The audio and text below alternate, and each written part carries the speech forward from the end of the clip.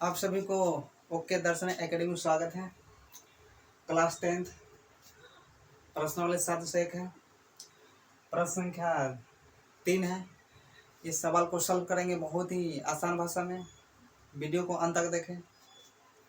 तो चलिए प्रश्न को पढ़ते हैं।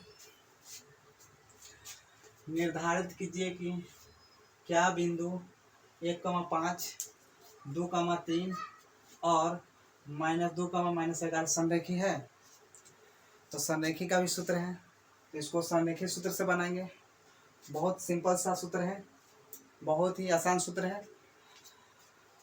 तो यह पहला बिंदु है, यह दूसरा बिंदु है, यह तीसरा बिंदु, यानी यह पहला बिंदु का निर्देशांक है यानी 1,5, यह दूसरा बिंदु का निर्देशांक है 2,3 और यह तीसरा बिंदु का निर्देशांक है -2, -11। इसे x1 कहते हैं, इसे y1, इसे x2, इसे y2, इसे x3, इसे y3 कहते हैं। तो सबसे पहले इसका मान लिखेंगे। तो चलिए सॉल्व करते, सवाल को हल करते हैं।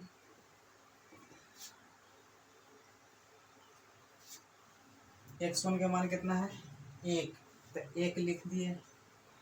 अब y1 के मान कितना है 5, तो 5 लिख दिए। x2 के मान कितना है बाबू 2, कितना है बाबू 2, तो 2 लिखेंगे। अब y2 के मान कितना है बाबू 3, यह x2 होगा तो यह y2 होगा, तो 3 है तो 3 लिख दिए। x3 के मान कितना है -2, तो -2 लिखेंगे। अब y3 का मान कितना है -11, तो -11 लिखेंगे। इसको संरेखी सूत्र से हल करेंगे, बहुत ही आसान सा सूत्र है। तो चलिए हल करते हैं संरेखी सूत्र से। संरेखी सूत्र से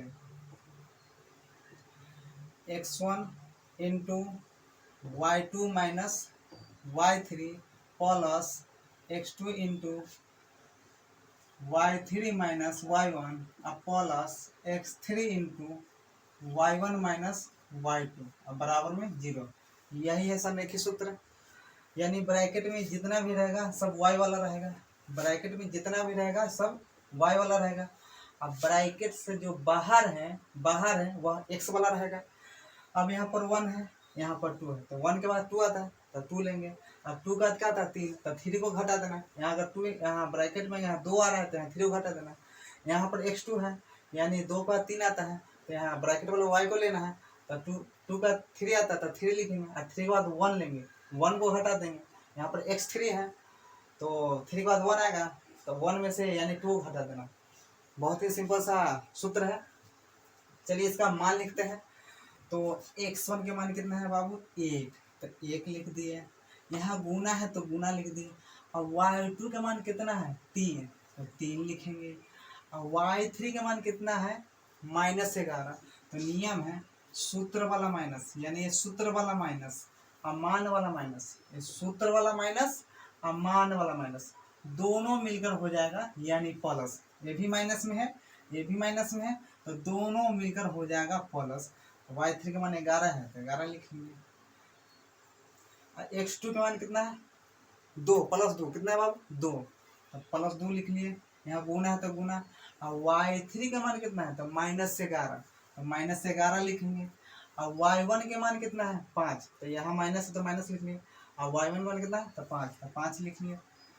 अब x3 के मान देखना है क्या है, तो x3 के मान -2 है, तो ये सूत्र वाला ये प्लस है, ये मान वाला माइनस, तो प्लस और माइनस यानी दोनों को मिलने के बाद हो जाएगा माइनस। नियम है एक प्लस में है दूसरा माइनस में, तो यह प्लस में यह माइनस में, तो दोनों चिन्ह को मिलने के बाद हो जाएगा माइनस, यानी प्लस माइनस हो जाएगा माइनस। x3 का मान कितना है 2, तो 2 लिख लिए। यहाँ गुना तो गुना।